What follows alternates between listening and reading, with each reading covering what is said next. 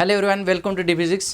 सो हम बीआरसी के memory based question जो है वो हम डिस्कशन कर रहे थे। एंड पार्ट ए में मैंने कुछ क्वेश्चन डिस्कशन हमने किया था। तो ये पार्ट नंबर 2 है, पार्ट नंबर 3 भी आएगा।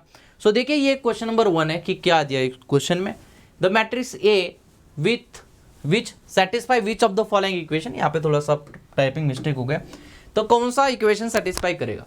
तो यहाँ पे आपको जो गिवन दिया हुआ है, सो व्हाट दिया हो given the matrix A which is equal to, तो ये दिया आपको 1 2 5 1। तो ये मैट्रिक्स आपको जो ये गिवन दिया है, अब देखिए कि ये जो मैट्रिक्स है तो ये कौन सा रिलेशन सेटिस्फाई करेगा। That mean this is a characteristic equation. तो इसको आपको ऐसा सॉल्व करने की जरूरत नहीं है, क्योंकि किले हैमिल्टन थ्योरम से आप इसका आंसर निकाल सकते। तो देखते कि क्या होगा, किले हैमिल्टन थ्योरम से कैसे निकाल सकते हैं। तो इसका ट्रेस अगर आपने फाइंड आउट कर दिया, तो trace of A that means the summation of the diagonal element, तो ये होगा 2। एंड इसका डिटर्मिनेंट अगर मैं फाइंड आउट करूँ, सो डिटर्मिनेंट ऑफ ए, तो डिटर्मिनेंट ऑफ ए होगा 1 - 10, तो विच इज इक्वल टू होगा -9। एंड यहाँ पे आप देखो तो ये जो मैट्रिक्स है this is a 2x2 matrix. And according to Cayley Hamilton theorem, तो मैं यहाँ पे लिखना चाहूंगा कि according to Cayley Hamilton theorem,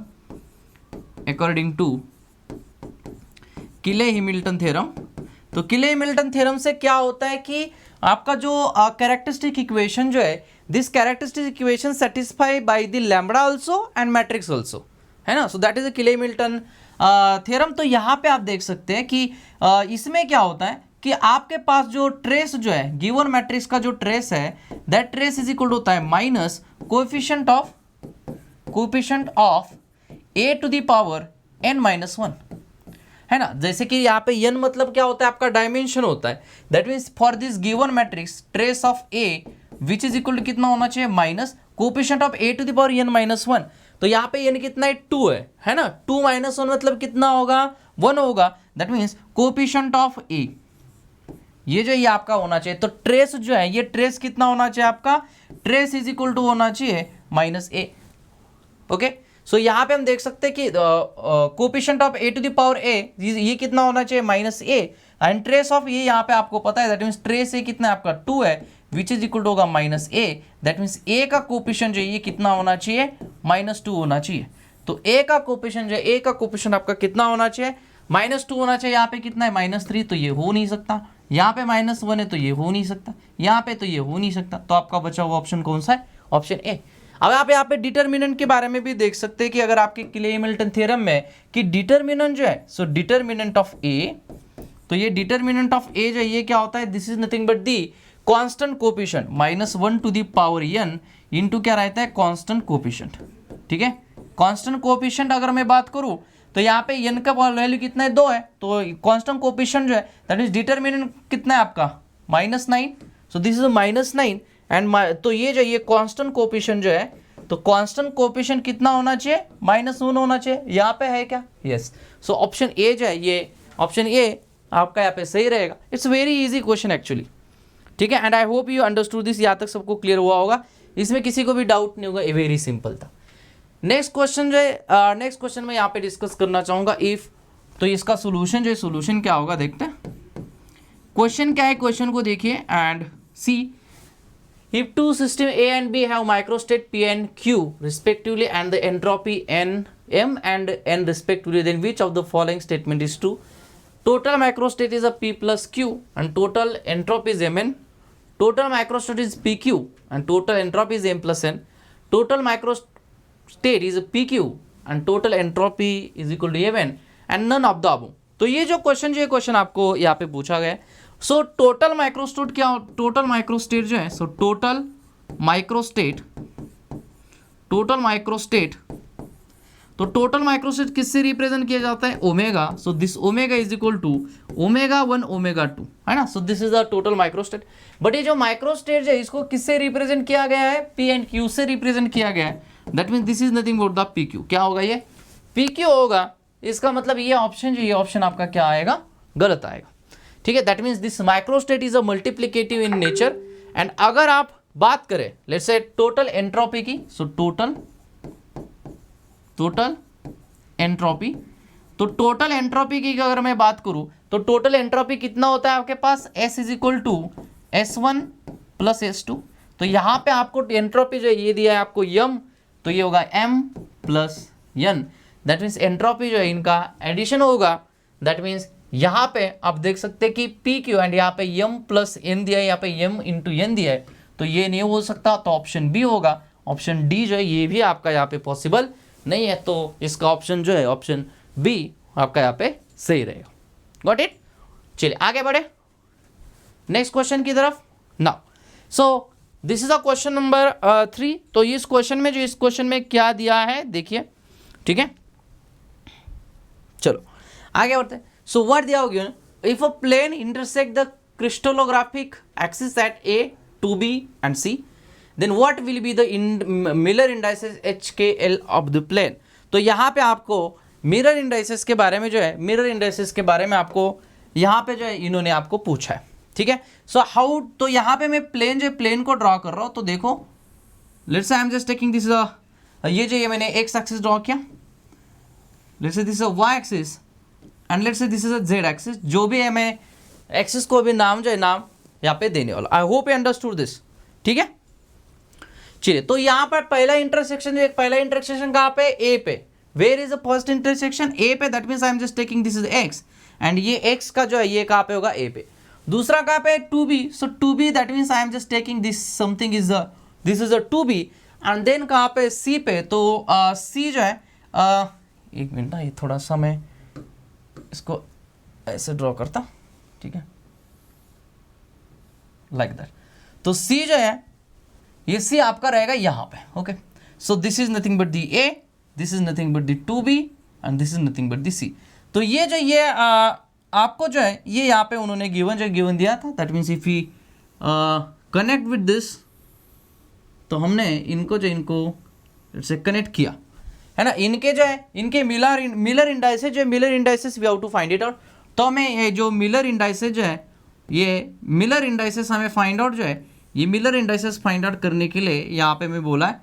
and यहाँ पे इंटरसेक्शन भी आपको यहाँ पे गिवन दिया है and all of you know I think कि how to find out the Miller indices. तो मिलर इंडाइसेस कैसे फाइंड आउट किया जाता है इसके बारे में आपको आइडिया होगी, ठीक है। चलिए तो यहाँ पे देखिए कि ये जो इंटरसेक्शन आपको यहाँ पे दिया है, कहाँ पे इंटरसेक्शन, सो द इंटरसेक्शन दिया होगा गिवन।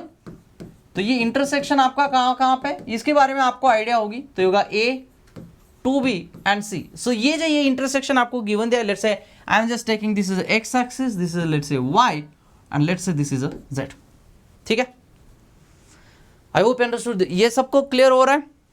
तो यहाँ पे आपको जो है ये आपको यहाँ पे सिंप्लीफाई करना है। सो दिस इज द, यहाँ पे होगा आपका this is A divided by A, है ना, करेक्ट।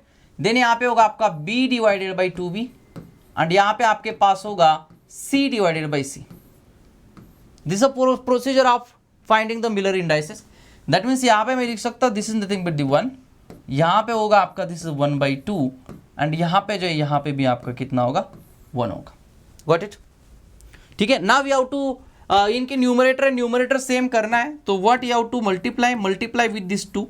तो 2 से अगर मैं इसको मल्टीप्लाई करूँ तो यहाँ पे कितना होगा, this is nothing but the 2, यहाँ पे होगा आपका 1 एंड यहाँ पे होगा 2। Numerator we have to do, numerator में सेम करना है, तो यहाँ से हमें जो मिलेगा, so this is nothing but the 2, 1, 2। So this is the Miller indices. तो यहाँ पे जो मिलर इंडाइसेस होगा, ये मिलर इंडाइसेस कितना होगा, 2, 1, 2।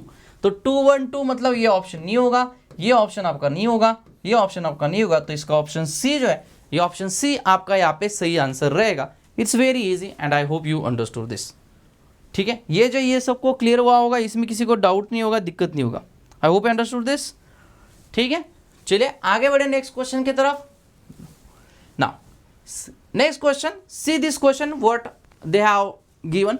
Critical temperature of a ferromagnetic material is 1000 Kelvin if susceptibility is x1 at 1200 Kelvin and 1400 Kelvin temperature, then which of the following relation is correct between x1 and x2। ये जो है ये आपको यहाँ पे question आपको पूछा गया है, ठीक है।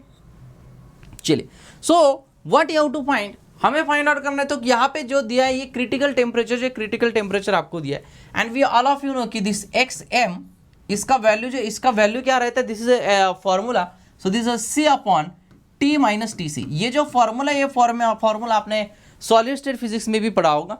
यहाँ पे जो सी का वैल्यू जो है, here this C is a constant, C जो है ये सी क्या है आपका, कांस्टेंट है, करेक्ट।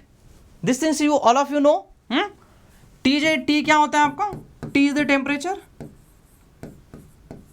टी जो ये टी क्या होता है आपका, T is nothing but the temperature. And यहाँ पे जो टी सी दिया है, ये जो टी सी ये क्या आपका क्रिटिकल टेम्परेचर है जो आपको गिवन दिया है। तो मैं यहाँ पे लिखना चाहूंगा कि this t c is the critical temperature, critical temperature.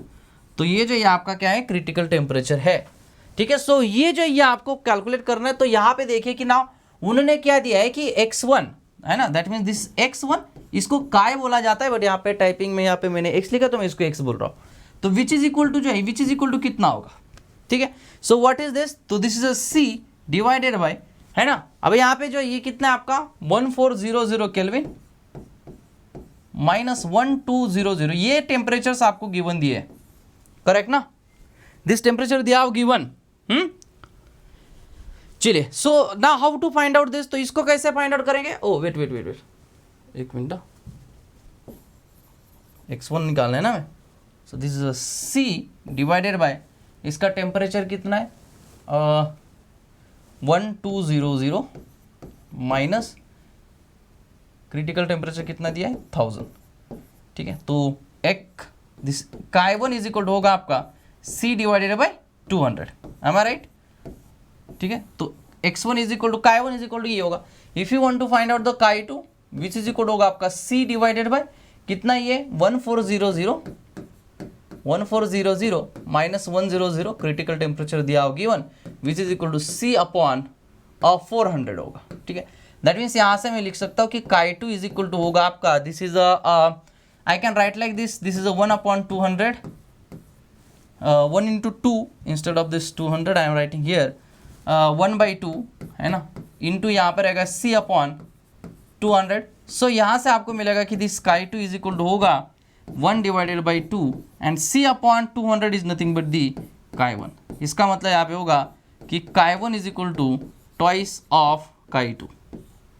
तो ये रिलेशन यहाँ पे हमें मिला। तो ऑप्शन में देखो कि कौन सा ऑप्शन जो है ये सेटिस्फाई जो है ये सेटिस्फाई कर रहा है। तो यहाँ पे हम देख रहे हैं कि ये ऑप्शन आपका सही होगा, ये गलत होगा, ये गलत होगा एंड ये भी गलत होगा। समझ में आया ये।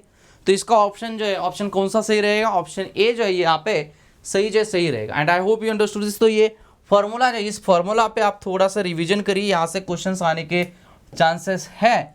सो यहाँ से क्वेश्चन आपको पूछ सकते हैं, तो इसको आप ध्यान में रखिए। आपको बीआरसी में ज़्यादा डिफिकल्ट क्वेश्चन पूछेंगे नहीं, जस्ट जो बेसिक चीज़ें, बेसिक फॉर्मूलाज है उन पे आपको क्वेश्चंस आने की संभावना है। आगे बढ़े, ये क्वेश्चन सबको क्लियर हुआ होगा तो मैं आगे बढ़ता। Next question, so what is the value of the commutator. तो यहाँ पे आपको एक कम्यूटेटर जो है, ये कम्यूटेटर आपको गिवन दिया था एंड इसकी वैल्यू जो है, वैल्यू आपको कैलकुलेट करनी है। तो इसके पीछे थोड़ी सी थ्योरी जो मैं थ्योरी भी आपको बताता कि यहाँ पे कम्यूटेटर फाइंड आउट करने था, आप यहाँ पे x लिखे, y लिखे, यहाँ पे z लिखे, ठीक है। तो अगर अगर x के बाद अगर आपके पास y आ रहा है, y के बाद अगर z आ रहा है एंड z के बाद अगर x आ रहा है, तो आपको लेना है प्लस आई एच क्रॉस, ठीक है। क्या लेना है आपको, plus I H cross. But x के बाद आ रहा है z के बाद आ रहा है y एंड y के बाद अगर आ रहा है ये, तो आपको लेना होता है माइनस आई एच क्रॉस, ठीक है। तो यहाँ पे आपको पहले इनका कम्यूटेटर निकालना पड़ेगा, that is commutator of L y L z. तो एल वाई एल जेड का कम्यूटेटर आपको निकालने, तो देखो y के बाद कौन आ रहा है z, तो y के बाद कौन है z। आप बोलेंगे सर y के बाद z तो ऐसे भी आए, बट आपको मिनिमम पाथ फॉलो करना है। y के बाद z आ रहा है मतलब आपका इस साइड में, तो आपको प्लस लेना पड़ेगा। तो यहाँ पे लेंगे प्लस आई एच क्रॉस। अब इसमें मिसिंग कौन है, x, तो ये होगा एल एक्स, दैट्स। तो ये जो आपका होगा, तो आप इसमें वैल्यू सब्स्टिट्यूट करो, तो दैट मीन्स यहाँ पे होगा L x cap and into commutator था आपका, this is L x cap L y L z cap, sorry this is I think L y, this is L y, हाँ। तो ये आपका एल वाई, तो विच इज इक्वल टू जो विच is equal to होगा आपका, this is nothing but the L X and ये जो होगा आपका I H cross L X. तो देखो, so which is equal to I H cross आपका बाहर आएगा, तो ये होगा L x cap L x cap. अगर सेम फंक्शन है तो इसका कम्यूटेटर जीरो रहता है। अगर आपको लग रहा है कि कैसे जीरो है, तो देखो ये होगा ए बी, है ना, माइनस बी है, तो सेम सेम नहीं आ रहा, क्या आ रहा है ना, तो इसका आंसर कितना होगा, जीरो। इसका आंसर कितना होगा, जीरो होगा। ठीक है, इसका आंसर आपका जीरो होगा, मतलब ऑप्शन ए, ऑप्शन बी आपका सही नहीं होगा, ऑप्शन सी आपका सही नहीं होगा, ऑप्शन डी भी आपका जो आपका सही नहीं होगा। क्या ये बात सबको क्लियर हो गया? वेरी सिंपल क्वेश्चन था। Is this clear to everyone? इसमें किसी को डाउट नहीं? अगर कोई भी डाउट है तो आप कमेंट सेक्शन में हमें पूछ सकते हैं, नो इशू। आगे बढ़ता हूं नेक्स्ट क्वेश्चन की तरफ। नाउ सी दिस क्वेश्चन कि the internal energy of a diatomic molecule at high temperature, ये जो यहाँ पे गड़बड़ होने के चांसेस है ना, कि diatomic molecule, so which molecule they have given क्या है, डायटोमिक मॉलिक्यूल क्या है, डायटोमिक मॉलिक्यूल। तो आपको गिवन चाहिए, गिवन क्या है, डायटोमिक मॉलिक्यूल है। अगर ये डायटोमिक मॉलिक्यूल है तो यहां पे अगर हमें डिग्री ऑफ फ्रीडम की मैं बात करूं, so if we think about the degree of freedom is I just represented by this f, तो मैं एफ से रिप्रेजेंट कर रहा हूं यहां पे, एंड इसकी डिग्री ऑफ फ्रीडम क्या होगी, दिस इज डायटोमिक मॉलिक्यूल, तो इसकी डिग्री ऑफ फ्रीडम होता है आपका 3, 5 एंड 7।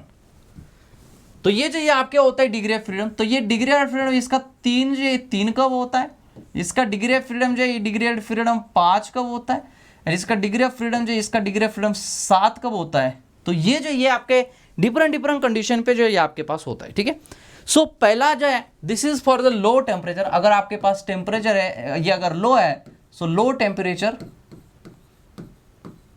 तो लो टेम्परेचर के लिए जो डायटोमिक मॉलिक्यूल है डिग्री ऑफ फ्रीडम कितना है आपके पास, 3 है। If you take this 5 is for what, this is for the room temperature. कहां पे, room temperature, and this is a 7 for high temperature,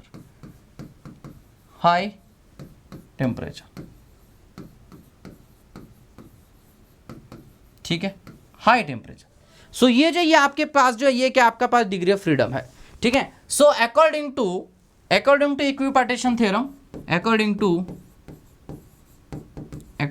law of equipartition theorem, तो equipartition theorem के अनुसार जो एनर्जी होता है, ये एनर्जी कितना होता है, degree of freedom divided by 2 into k B T.